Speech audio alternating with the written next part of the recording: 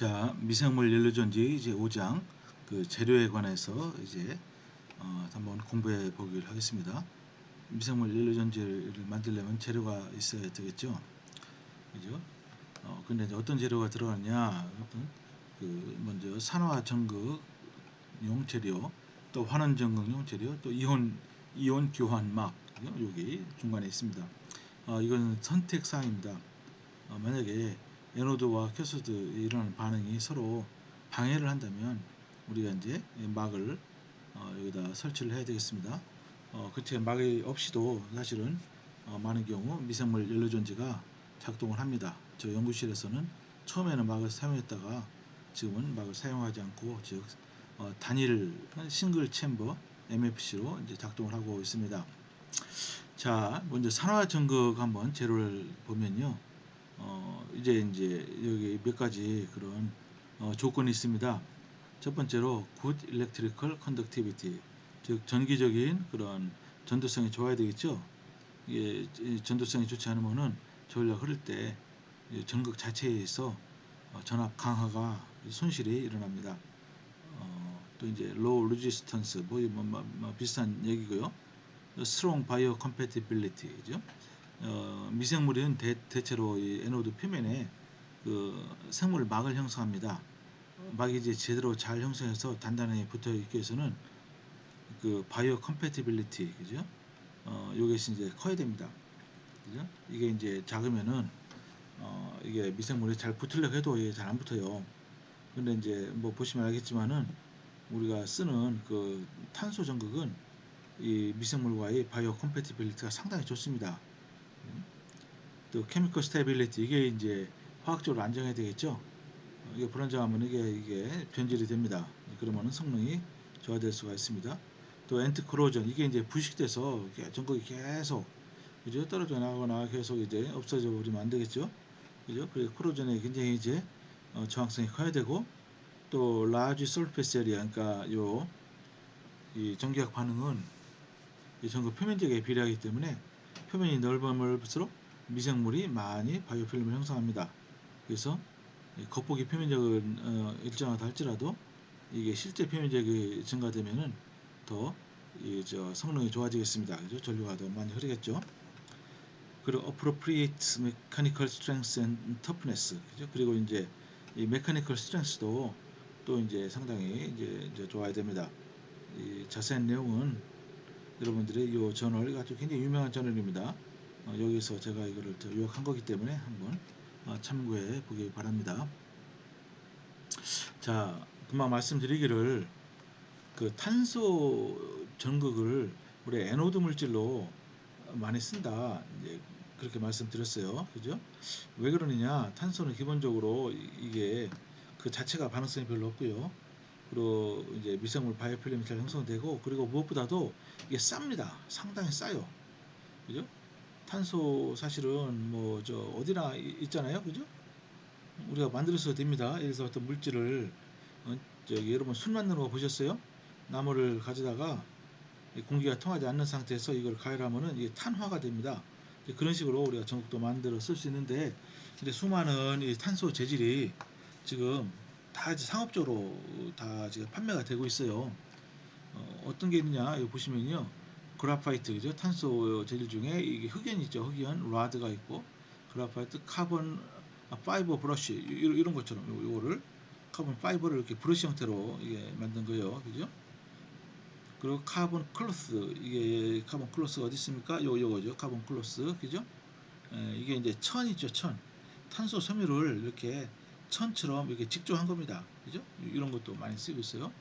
또 카본 페이퍼, 이게 이제 카본 페이퍼인데요, 마치 이제 종이처럼 이건 약간 바스락바스락 좀 잘 부서지죠.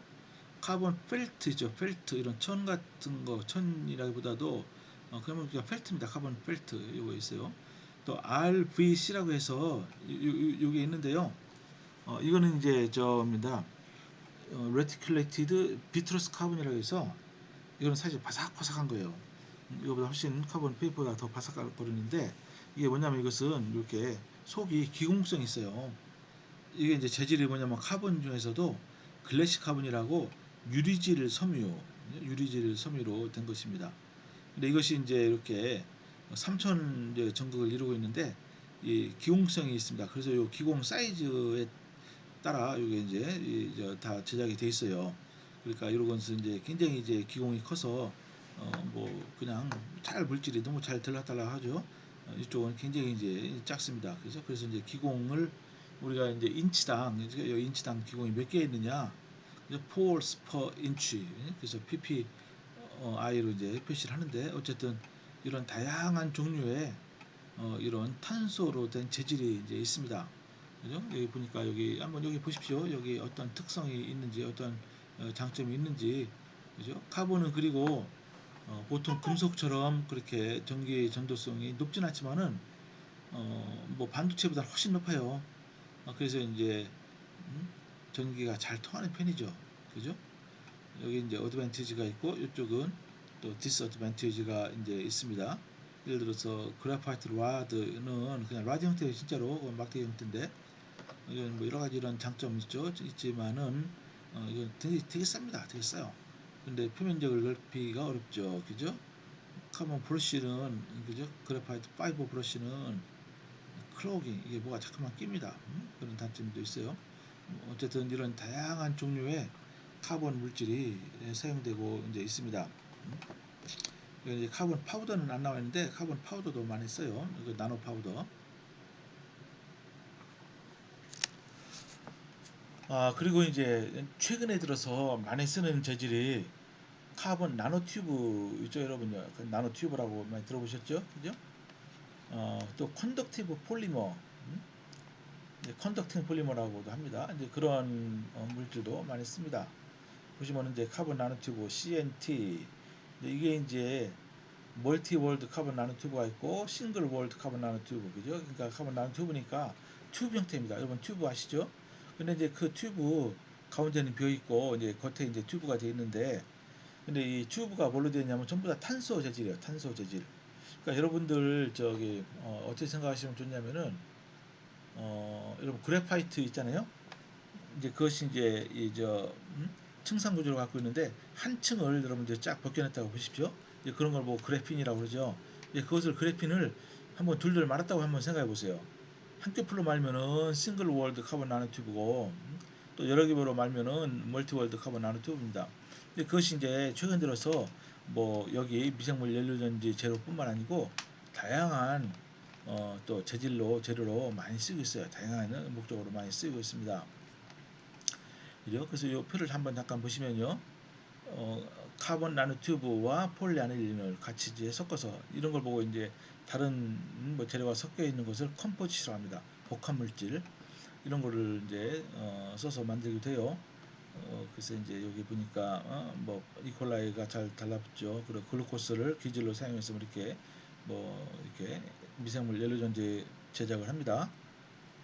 또 여기 보면은 또 뭡니까, 여기 주석과 백금, 또 그리고 또 멀티월드 어, 카본 나노튜브, 이것도 같이 쓰기도 합니다. 어, 여기 보면은 또 이제 MFC인데 DCMFC 이렇게 나와 있어요. 이게요, 잠깐만요. 뭐 이런 등등 많이 나와 있습니다. 그래요. 그래서 일단은 많은 재질이 에노드 물질로 쓰여지고 있다. 그죠? 그래서 이제 재질 중에 최근에는 좀 비싸긴 하지만은 카본 나노 튜브나 그래핀 같은 것도 이제 쓰고 있다. 이제 그렇게 어, 여러분 보시면 되겠습니다. 그리고 이제 컨덕티브 폴리머도 이제 쓰고 있죠. 보시면은 PPY, 그죠? 폴리피롤 뭐 이런 것도 쓰고 있어요. 그죠? 반면에 이제 캐소드 물질은 뭘 쓰느냐? 캐소드는 일반적으로 반응이 산소 환원 반응입니다. 그래서 이제 산소를 환원을 촉진시킬 수 있는 것, 즉 산소 환원 촉매를 많이 써요. 그러니까 물론 백금이 제일 좋죠. 근데 백금 너무 비싸기 때문에 백금을 대체할 수 있는 산소 환원 물질을 그 캐소드를 구성하고 있는 물질 표면에다가 이렇게 바릅니다. 발라서 산소 환원이 잘 일어나도록. 근데 전통적으로 어떤 촉매를 썼냐면은 코볼트 TMPP라고 해서, 이거는 코볼트 테트라메톡시 페닐포피린이라는 상당히 큰 분자예요. 이것을 어, 여기 이제 카본 클로스에다가 잘 표면에다 입힙니다. 그죠? 그리고 거기다 이제 산소를 주입하면은 산소 환원이 잘 일어나요. 이때 이제 최대의 파워 덴시티가 이 정도 됐다. 그리고 또 PbO2 그죠? 레드 다이옥사이드 뭐 이런 것도 쓰기도 하고요. 또 FEPC 이게 뭐냐면은 제가 이거를 연구를 많이 오랫동안 했어요. 미국에서도 하고 여기 와서도 잠깐 했는데 아이언 프탈로시아닌입니다. 프탈로시아닌 그죠? 근데 이제 여기 이것도 포필이랑 거의 비슷한 구조 갖고 있는데 약간 틀립니다. 근데 이제 이게 정사각형으로 되어 있어요, 전부 다. 근데 이제 가운데 중심 금속이 뭐냐에 따라서 이게 FePC 또는 COPC 또는 망간 PC를 이렇게 이제 다 됩니다. 이런 것은 아주 전통적으로 아주 좋은 산소 환원 촉매로 알려져 있습니다. 또 이런 것들이 쭉 있어요. 또 망간 PC 쓰고 이렇게 해서 여러 가지로 이렇게 다양하게 이제 씁니다. 또 루타일이라고 루타일 이게 뭐냐 이거는요. 루타일은 TiO2 있죠. 타이탄 다이옥사이드 중에 일종입니다. 근데 이것도 쓰고 있고요. PbO2 뭐 여기 쓴 거 또 다른 물질로도 쓰기도 하고요. 또 이렇게 많이 쓰고 있어요. 그죠? 그래서 일단은 캐소드 물질은 산소를 이제 저기 환원시킬 수 있는 그죠? 여기 보니까 하이 오비텐시를 발생한 이거를 오비텐시를 이제 오비텐시를 낮추는 그런 촉매가 이제 되겠죠. 근데 이제 백금이 가장 좋지만은 이 백금 너무 비싸기 때문에 넌 플라티넘 계통의 촉매를 많이 쓰고 있어요. 그래서 이 분야는 지금 또 많이 또 개발이 되고 있습니다. 그죠? 그래서 이제 이것은 뭘 하나를 딱 이렇게 우리가 얘기하기 힘들어요. 그죠? 계속 새로운 촉매를 개발해서 이제 발표하고 있어요. 그죠? 자, 이제 그런데 이제 전극 표면을 말이죠. 우리가 좀 처리하는 경우가 있어요. 그러니까 모디피케이션, 그러니까 다른 물질로 이거를 변형시킨다는 이제 그런 뜻입니다. 그죠? 이것도 이제 그럼 에노드를 어떻게 우리가 모디피케이션, 그죠? 어떻게 바꾸느냐? 근데 이제 에노드에서는 미생물의 바이오필름이 이제 형성이 되기 때문에 암모니아로 일단 트리트하면요. 어떤 게 알려져 있냐면은 그 저 미생물하고 질소가 서로 친화력이 좋다는 게 알려져 있어요. 그래서 에노드 물질을 암모니아로 처리해서 그러면 암모니아가 많이 이제 거기에 삽입이 되겠죠?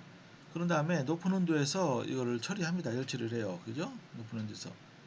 그런 다음에 이거 갖다 이제 전구로 쓰면은 미생물 바이오필름이 더 단단하게 잘 형성이 된다고 알려져 있어요. 이렇게도 하고요. 또 이제 우리가 케미컬하게 우리가 또 처리하는 경우도 있습니다.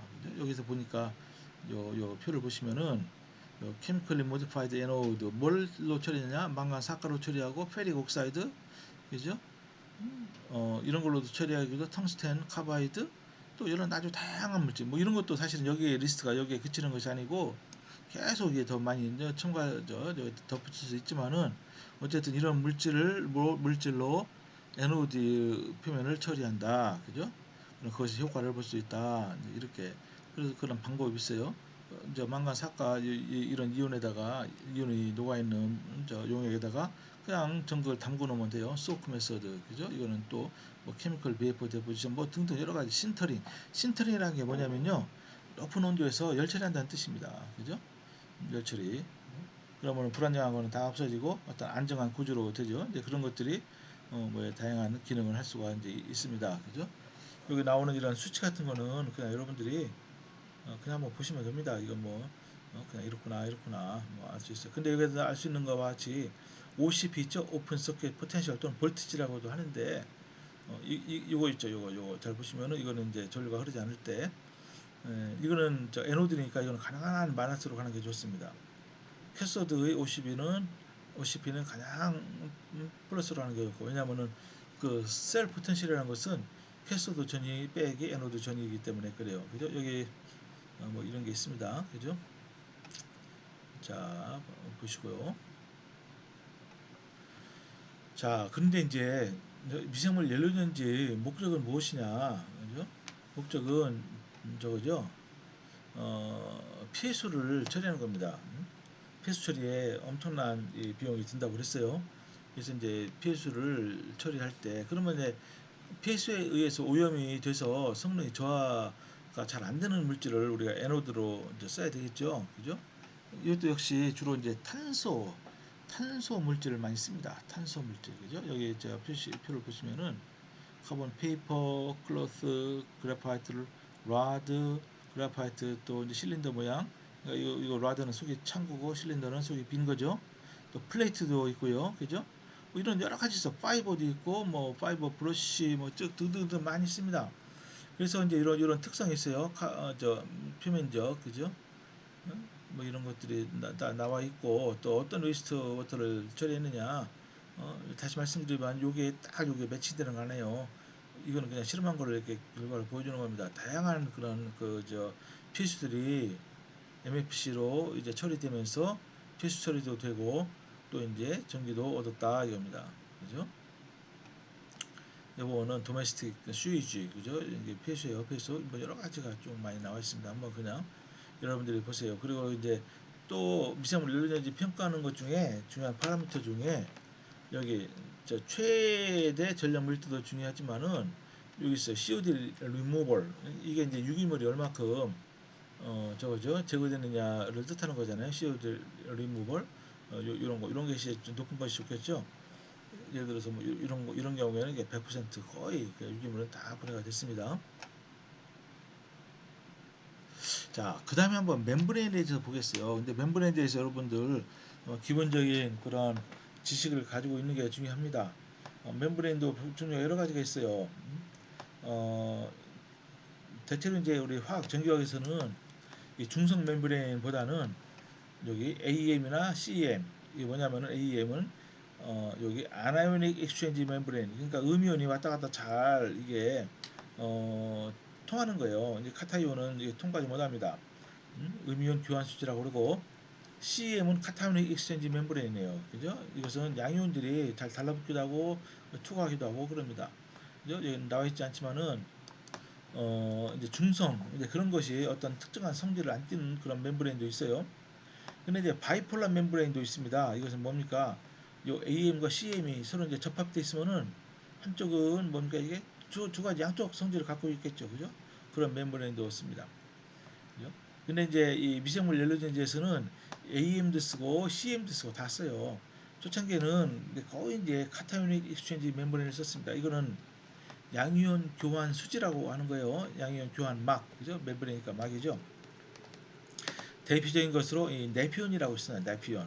이거 이제 주평이라는 그 굴지 다국적 화학 회사에서 개발한 그런 멤브레인인데 성질이 아주 좋아요.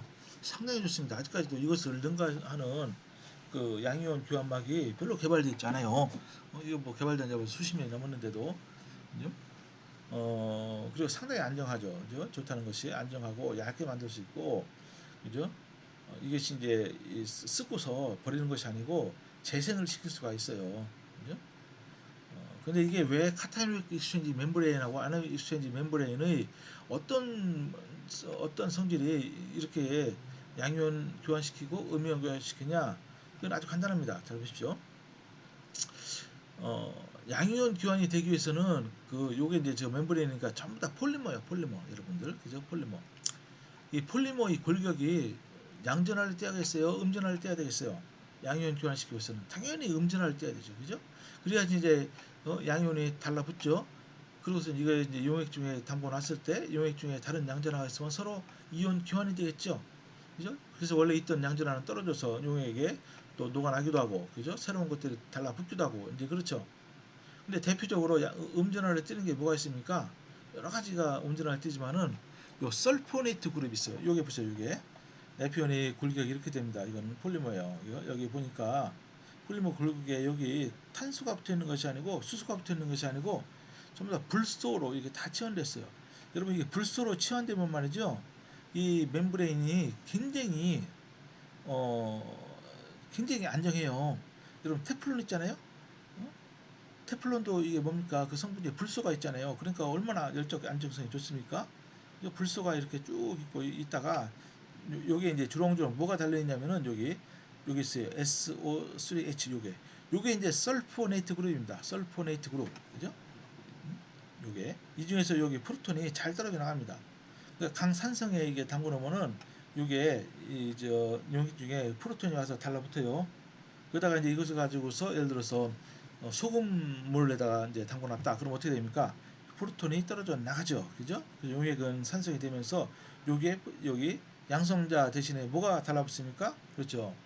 소듐 이온이 달라붙어요. 그죠? 그렇게 해서 용액 중에 있는 소금기를 또 제거할 수가 있습니다. 그죠? 이게 이제 양이온 교환막 이 경우는 나피온의 특성이죠. 그죠? 여기 한번 요 그림을 보시면은 이렇게 됩니다.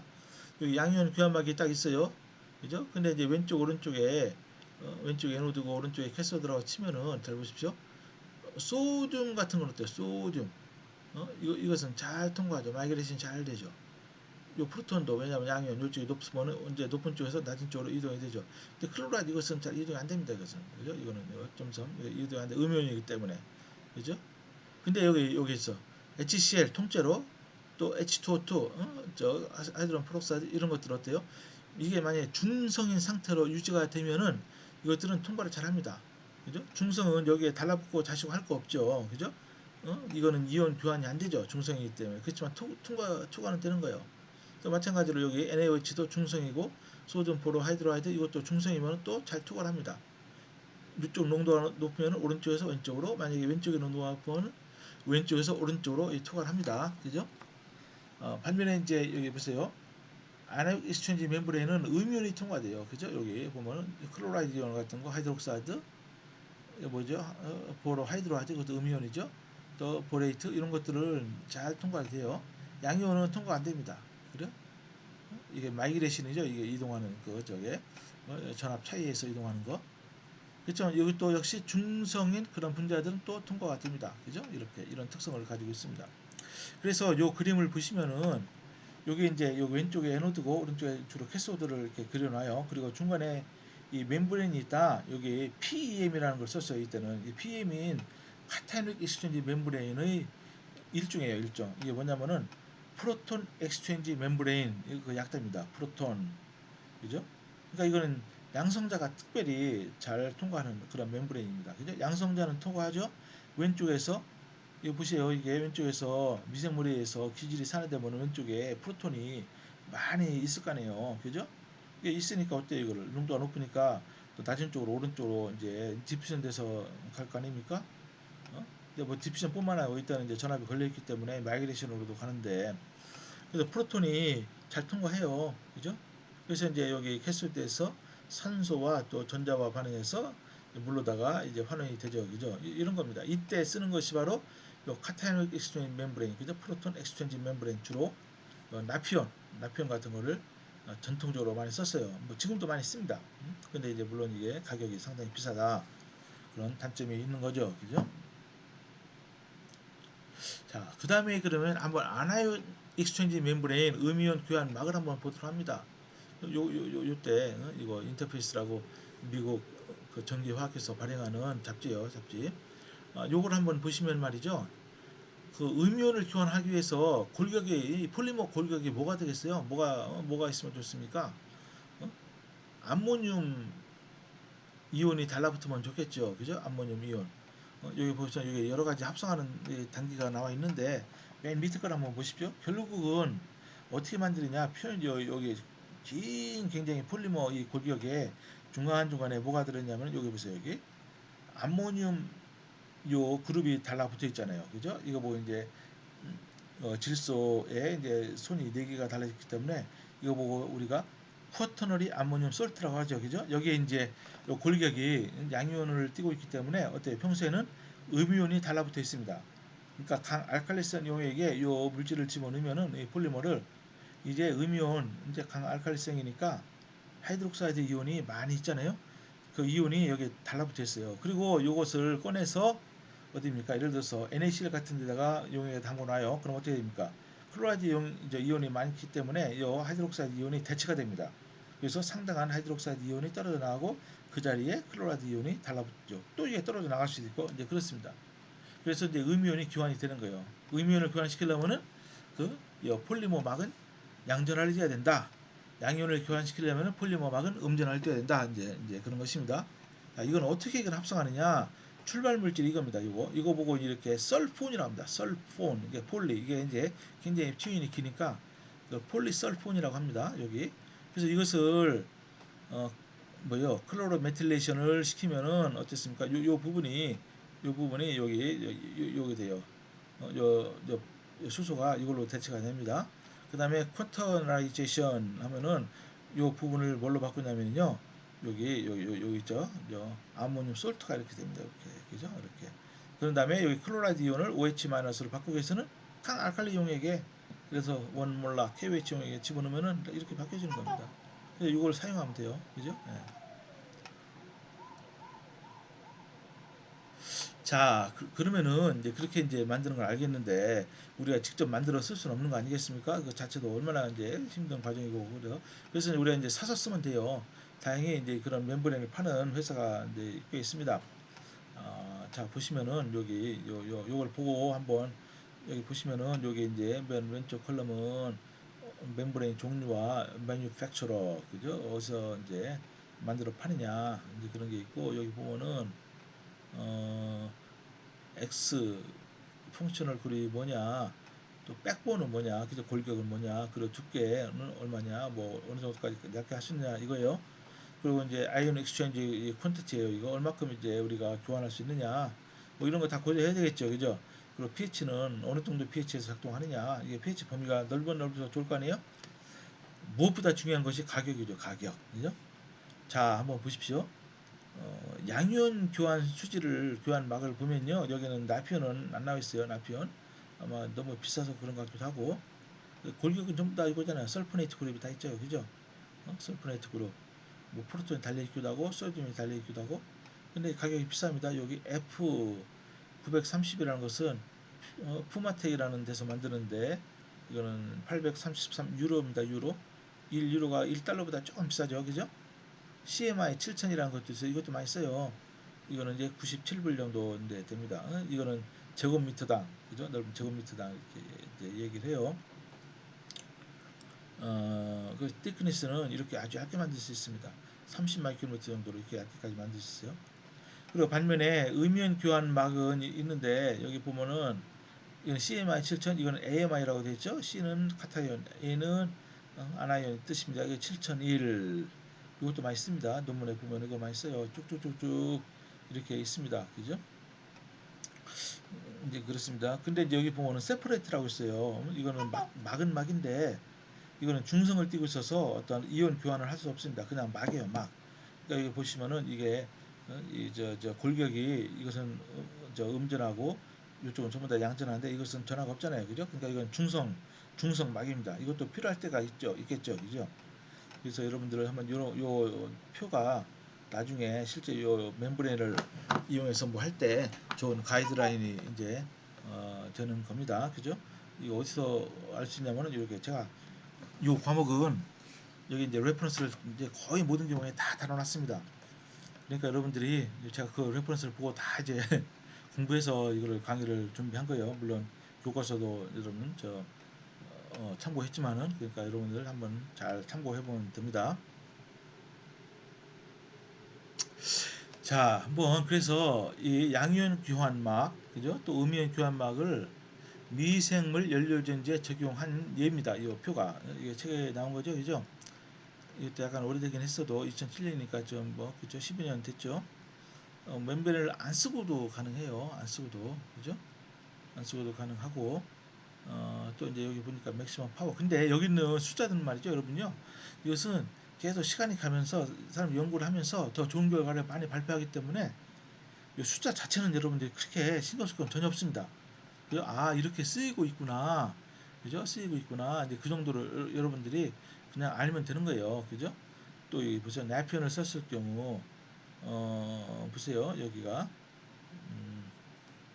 보시면은 여기 맥시멈 파워가 이렇게 뭐 이 정도 나왔어요. 이것도 이제 사실 숫자는 여러분들 너무 연연하지 말기 바라고요.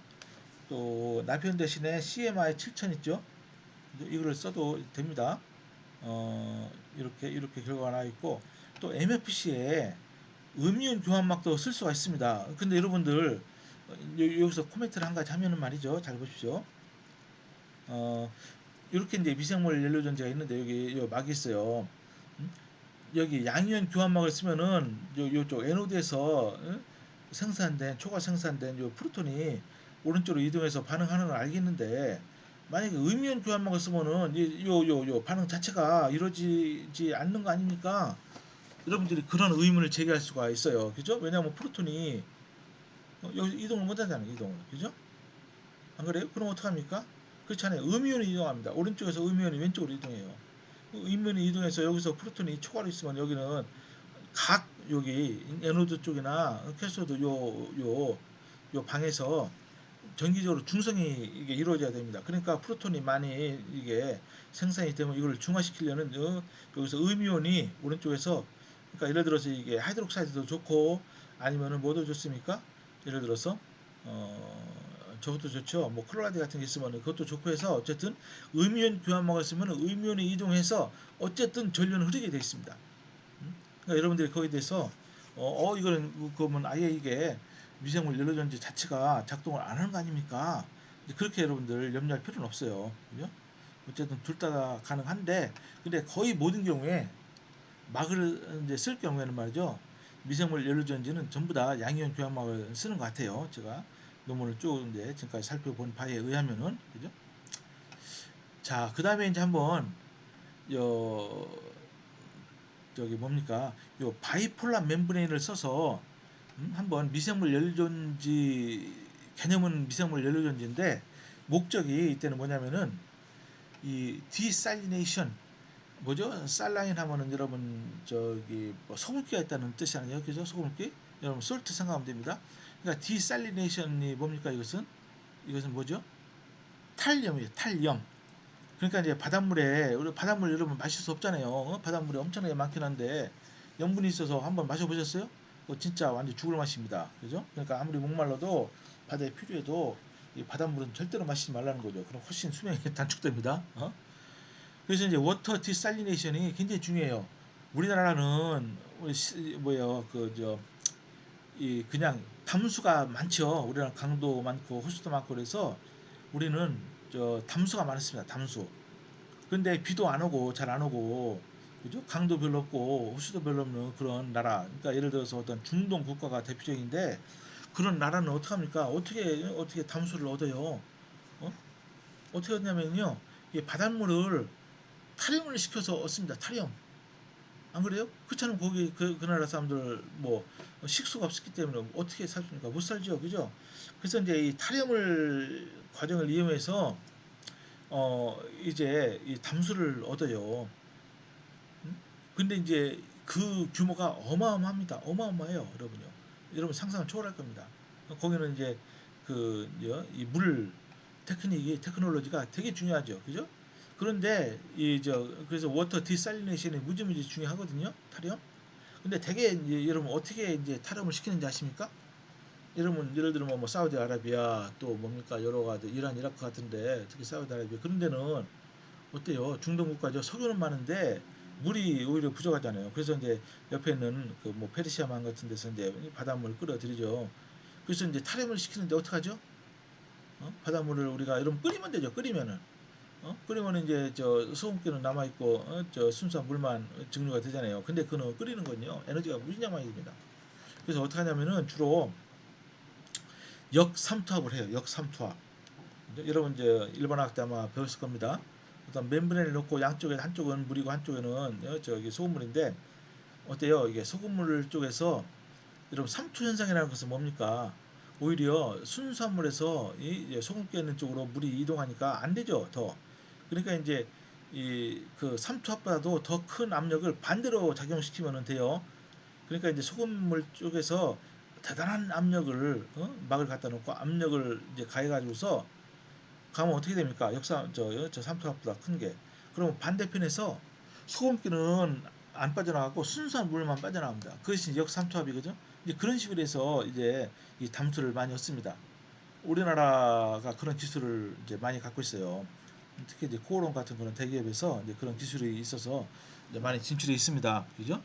이제 그렇게 역삼투압 방법으로 그런 압력이 많이 들어가죠. 에너지가 많이 들어갑니다.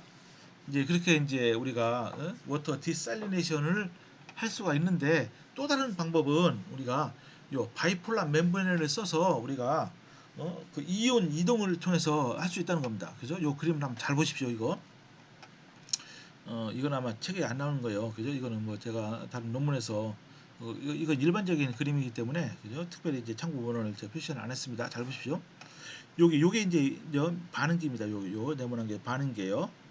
반응기 한쪽에는 전압을, 양쪽에 이제 전극을 갖다 붙였어요. 이쪽은 캐소드고 이쪽 에노드다. 에노드는 이게 이제 여기 플러스 전압을 걸고, 요 캐소드에는 마이너스 전압을 걸었다고 한번 해보십시오. 그런데 그 내부에 이렇게 멤브레인을 막을 이렇게 이제 배치를 하는데, 잘 보세요. 캐스터 쪽에는 카타이온 익스체인지 멤브레인이에요. 그죠? 요게 골격은 마이너스죠. 양이온이 잘 통과하죠. 그리고 약간 떨어져서 여기에는 뭡니까? 아나이온 익스체인지 멤브레인은 골격이 플러스죠. 이렇게 되고, 또 좀 떨어져서 카타이온 아나이온 익스체인지 멤브레인을 일단 아예 딱 접합시키는 거예요. 접합. 요 사이가 이제 사이에 용액이 들어가지 않도록, 그죠? 잘 접합시켜요. 그 다음에 다시 카타이온 익스체인지 멤브레인, 다시 에노드 쪽에는 애나이온 익스체인지 멤브레인 이렇게 해놓고 해놨다고 쳐보십시오. 자, 그런 다음에 어떻게 하느냐? 어떻게 하냐면요, 여기서 여기에다가 저거를 보내는 거예요. 여기다가 요 맨 캐소드 근방에 있는 요 부분, 또 에노드 요쪽에다가 이게 이제 저 뭐야, 살라인 워터 있죠, 그죠? 이게 이제 염수를 여기다 쭉 흘려 보냅니다. 흘려 보내요, 그죠? 그럼 어떻게 됩니까? 여기 이제 마이너스 이 전압이 걸려 있고, 왼쪽에, 여기는 오른쪽에는 플러스 전압이 걸려 있으니까 어때요? 여기서 염수가 쭉 통과하면서 여기서 양이온은 이쪽에 마이너스 쪽에 끌리겠죠, 그죠? 그죠? 근데 이제 여기 보시면은 여기에 이 저 골격이 마이너스, 즉 카타이온 익스체인지 멤브레인이니까 여기에 양이온은 여기를 막을 통과해서 이쪽으로 빠져나가게 돼 있어요. 그죠? 근데 음이온은 어떻게 됩니까? 음이온은 어차피 이쪽이 플러스니까 음이온은 오른쪽으로 끌리게 됩니다. 다행히 바로 옆에 있는 것이 뭐죠? 이게 아나이온 익스체인지 멤브레인이니까 음이온이 요 막을 통과해서 이쪽으로 가는 거예요. 중간으로. 그렇죠? 중간으로 가요. 음이온이. 그래서 여기는 뭡니까? 이 경우는 썰 설페이트, 요 음이온이 이쪽으로 딱 모여 있어요. 그죠? 그 다음에 여기 뭡니까? 그 다음에 이제 막이 양이온 교환막이니까 오른쪽으로 더 가고 싶어도 더 못 갑니다. 그죠? 왜냐면은 여기 음이온을 통과를 안 시키니까 이렇게 됐어요. 그 다음에 이제 뭐 오른쪽에 보세요. 오른쪽도 동일한 이게 소듐 설페이트를 용액을 쭉 통과시키면은 오른쪽으로는 이게 아나이온 멤브레인이니까 뭐가 됩니까? 요 설페이트 이온이 오른쪽으로 빠져요. 그죠? 나중에 요게 두 개 합해져야 되겠죠? 그래야지 이제 요게 2-4 빠졌는데, 그러면은 어, 소듐 설페이트가 이게 그 솔트로 얻어지겠죠? 그런 다음에 뭐 소듐 이온은 여기 어, 양이온 교환막을 통해서 왼쪽으로 이동합니다. 왼쪽으로 이동해요. 그죠? 이동하고 그런 다음에 여기 이제 잘 보십시오. 더 이상 왼쪽으로는 이동을 못 하죠. 이동을. 그죠? 왜냐면 요거는 어 뭐죠? 아나이온 익스체인지 멤브레인이니까 양이온은 이동을 못해요. 그런데 잠깐 보세요. 여기서 요 원래 용액의 요 중간에 있던 것 중에서 뭐가 있냐면요. 여기에 예를 들어서 여기 빨간색으로 표시된 이 부분에 여기 이제 여기 뭐가 많이 들어왔죠. 여기서 오른쪽에서 음이온이 많이 들어왔어. 음이온이, 그죠? 음이온이 많이 들어오니까 어때요? 여기서 순간적으로 마이너스 전하가 높아질 거 아니에요. 그럼 어떻게 됩니까? 이때 음? 그것을 중화시켜야 될 거 아닙니까? 그죠? 그래서 이제 프로톤과 여기 설페이트가 결합해서 이쪽으로 빠져나갈 때는 황산용액, 굉장히 강산이 여기로 빠져나갑니다. 반면에 이쪽은 뭐예요? 왼쪽에서 그저 양이온이 많이 왔어요. 소듐 이온이. 근데 이걸 중화시키기 위해서 어때요? 여기서는 하이드록사이드가 여기 양이온과 결합해서 NaOH로 여기서 빠져나갑니다. 그죠? 그렇지 않겠어요? 그러니까 뭐예요, 여기서? 이렇게 하나, 둘, 셋, 네 개가 있어요. 이렇게 멤브레인을 이렇게 구성해 놓으면은, 그러니까 여기 우리가 이제 염수를 여기 노란색이 염수입니다. 이쪽을 쭉 통과시키면은 어때요? 요 끝에서는 탈염이 돼서 이때는 그래도 염수가 아니고 담수가 나오죠. 이쪽 양쪽에. 그리고 이 중간에서는 뭐가 나옵니까? 한쪽은 강산이 나고 또 한쪽에서는 알칼리 용액이 나오게 됩니다.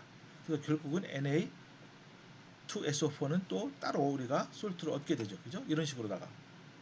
이런 식으로 하면은 이게 에너지가 그렇게 많이 들진 않습니다. 이거는. 그죠? 저거보다는 적게 들어요. 근데 요걸 갖다가 그러면은 전압을 어떻게 공급하느냐? 이거 이제 미생물 연료전지로부터 공급을 할 수 있다는 거예요.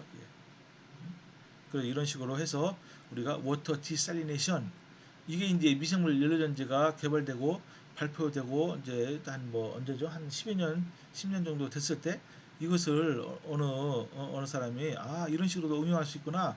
그걸 발표해서 아주 그 당시에 굉장한 주목을 받았던 적이 있습니다. 상당히 어드밴스드 테크닉이라고 할 수 있어요. 그죠?